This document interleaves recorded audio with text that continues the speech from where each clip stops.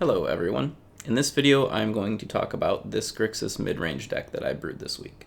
Since I can't run events in the store, Garrison and I have been playing Paper Magic at my house to make new videos for the channel. Obviously we had a ban announcement and companion rules changed last week, so the entire metagame is going to change, and that means it's a great time to brew a new deck. So if you've been subscribed to my channel for a while, you'll know that I played a Grixis Fires of Invention list in the past. So this is kind of where I've taken the deck going forward. So obviously there's no Fires of Invention in the list anymore. So to kind of generate card advantage in this list, I opted to go with 3 copies of Luris in the main deck. And that's going to allow us to play 1 and 2 drops out of the graveyard. And since it's not in the companion slot, you don't have the restriction of only playing with 2 drops or less, or two CMC permanents or less. So going through the cards, we've got 2 Soul Guide Lanterns in the main deck, and so this card is really good against the decks that want to play out of the graveyard. It's good against the Boros Cycling deck, the Uro decks, and in worst case scenario, you exile something, you sacrifice it to draw a card, and you can replay it over and over with Luris. So it's a nice little combo there. Next, I've got 2 Mire's Grasps here. Again, you get to replay it out of the graveyard with Luris, so if you use it as a removal spell, you can continuously use it as a removal spell. And, in a pinch, it can also just make a creature smaller to be able to deal with, in some other way.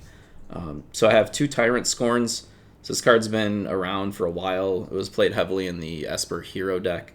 The main reason it's here is because, 1, it's a cheap removal spell, and aggro decks are obviously going to be a problem for any sort of mid-range or control deck. So it gives you early game interaction with that, but it also can save your Luris in a pinch. So if they target it with a removal spell or pump spell or something, you can bounce it back to your hand and be able to save it. I've got 3 Fire Prophecies, and on paper I like the idea of having card selection by being able to put something back to draw a new card. More often than not, I was either putting back a land or putting back like a Shark Typhoon because I can't take the time to spend 4 mana to cycle that or 5 mana to cycle that. I may cut one of these and put in another Mire's Grasp because this card performed exceptionally well last night. So any Grixis deck is going to need 4 Thought Erasures. I don't think I need to explain why. And then for card selection, I've got 4 Omen of the Sea, and it also gives you the ability to scry 2 and then replay it with Luris. So it's another nice little recursion combo. I've got 3 Croxas, and I actually only own 1 right now. I have 3 coming in the mail. So I borrowed 2 from Garrison last night to play. But 3 Croxas, so again, you can replay this for 2 mana over and over and over with the Luris, so it's kind of like a discard spell and shock to your opponent. Lightning Bolt to your opponent if they don't have any cards in hand. And so, worth noting, if you play it for the 2 mana out of your graveyard with Luris's passive ability, you have to sacrifice it. If you pay the 4 mana, obviously, and escape it, then it would stay in play. So more removal. I've got 4 Murderous Riders, and it's just a thing that I like is having instant speed Planeswalker removal. So I really like having Murderous Rider in the deck. It's also good to play against mono red or small aggro decks, just to have a 2/3 lifelink body because that's super relevant to get you to the late game. I've got 2 Extinction Events, which are really good. It's kind of a different card. It gives you some choices. But our creatures are either a 2-drop or a 3-drop, or I guess Shark Typhoon makes a 0-drop. So more often than not, choosing even isn't a problem because you can replay the Croxa. You're not killing your Luris or your Murderous Rider. And obviously, you can still pick odd if you need to. So it's kind of a fun card. It may actually go up in numbers at some point, just depending on how the metagame shifts. And then, of course, my favorite Planeswalker, I have 2 Nicol Bolas. If it's in Standard, I'm probably playing Grixis. That's just how it goes. And then I've got 4 Shark Typhoons, a little bit more card selection, and a way to make a creature at instant speed and not have it be able to be countered, unless they're somehow using Tail's End, which isn't going to see that much play anymore. So that's the main deck cards. We'll go over the lands real fast. There's 3 Swamps, 1 Mountain, 1 Island, 1 Castle Vantress, which I may actually just cut. Probably replace it with a basic Swamp or a Castle Lochthwain. There's no double blue except in the sideboard, And the triple black on Nicol Bolas is actually pretty tough when you need the other colors too, and a lot of your lands are like, you don't get both colors out of them, obviously. So like it can be pretty tricky to cast Nicol Bolas, and you're also trying to cast double black spells on 3. So I'll probably go up a source of black mana and down a Castle Vantress. And then there's 2 Fabled Passages. I went with 2 Temple of Malice and 2 Temple of Deceit to have a balance between red and blue, but not have a non-black land. So no blue-red temple, because I think that would make the mana a little awkward with the heavy black requirements. And then I've got 4 of each shock land, so 4 Steam Vents, 4 Blood Crypts, and 4 Watery Graves. So the main deck is really grindy. You're going to basically leverage the Lurrus and your Soul Guide Lantern, Mire's Grasp, Omen of the Sea, and Croxas to kind of grind out your opponent, keep playing things out of your graveyard, and like drawing cards every turn. And then eventually you'll have, like Lurrus and Croxa or Murderous Rider, like they can all end the game pretty quickly. And then obviously if you make a giant Sharknado token, that can end the game pretty quickly. So it's got a lot of like late game play to it. The early game is the problem against aggro decks, but that's always the truth for a mid-range or a control deck. So moving on to the sideboard, I put in 2 Bedevils, and the main reason is I think we're going to see Embercleave decks making a comeback. So having a way to deal with the cleave itself, and then also having a way to deal with Torbrand, because that's a 4 toughness, and like the Fire Prophecy, the Mire's Grasp, and the Tyrant Scorn, none of those kill it. So Murderous Rider or Nicol Bolas is kind of the only way to deal with it. There's 1 more Soul Guide Lantern because it's so good against like control decks, against the graveyard decks, against the Boros Cycling deck.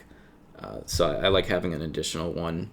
The main way you want to play against the Cycling deck is to like just hold this up and respond to a Zenith Flare by using this deck out of the graveyard, and then it doesn't deal any damage.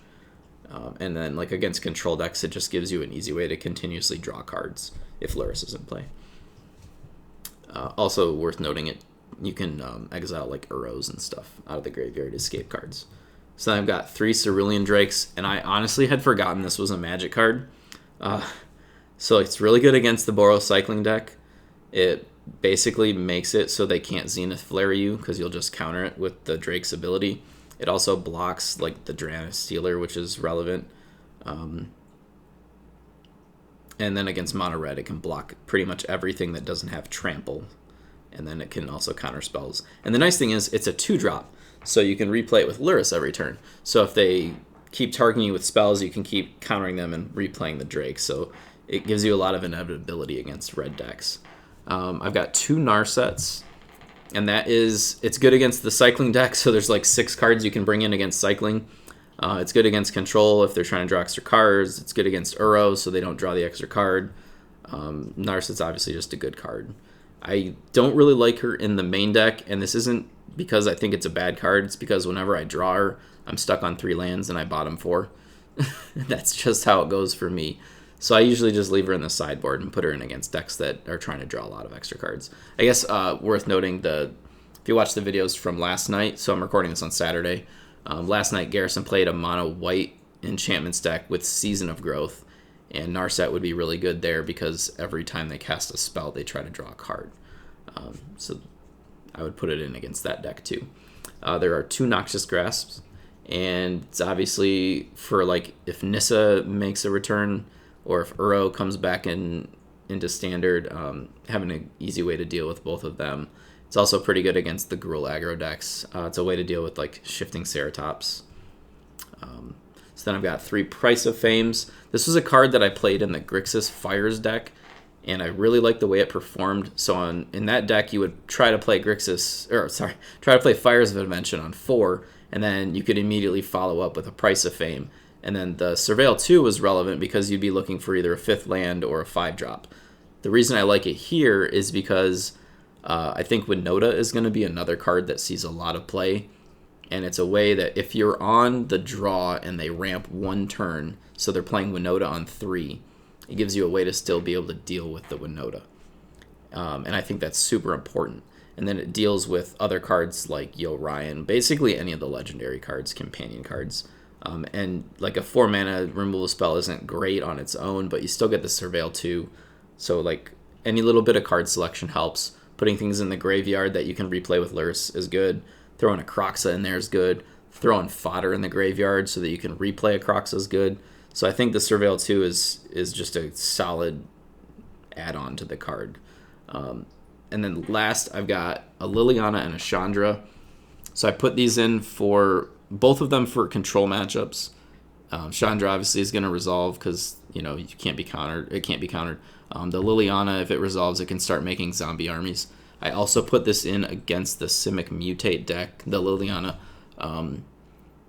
because they tend to have 1 or 2 creatures, and there's probably a Paradise Druid on the bottom of that stack somewhere, so they have hexproof, and it's just a great way to just make them sacrifice the creatures. So that's really why that's in there. So overall, I really like the way the deck played last night. It was a little tough against the mono white deck. The other decks felt pretty evenly matched, but the deck can just grind, and that's exactly the games of Magic that I like to play, are the ones that you get to make decisions, get to think about things, and you get to actually play Magic. It's not over on turn 4. So I'll probably tinker around with this a little bit. It was a lot of fun. There's a few changes I'd probably make, and one would be cutting the Castle Vantress for another black source, whether that's a Castle Lockthwain or a basic swamp. Probably swap 1 Fire Prophecy for 1 Mire's Grasp. I did consider running the Omen of the Forge, and I didn't because the 2 damage wasn't nearly as relevant as 3, and the reason I kind of wanted to run it was being able to sacrifice it to Scry 2 and replay it with Lurrus. So that's something you could consider if the mono white mono white life gain deck starts to become a thing. You could consider Tybalt in the sideboard. But yeah, I'll just keep playing it and see if I need to make any changes. So if you're not subscribed to the channel, we do make videos on Friday nights. As soon as the store can start running events again, we'll be back to running standard tournaments on Fridays, and we do upload usually 6 or 8 matches from each Friday night. Otherwise, Garrison and I will just keep playing and uploading some stuff on Fridays. So if you're not subscribed, please subscribe, and thanks for watching.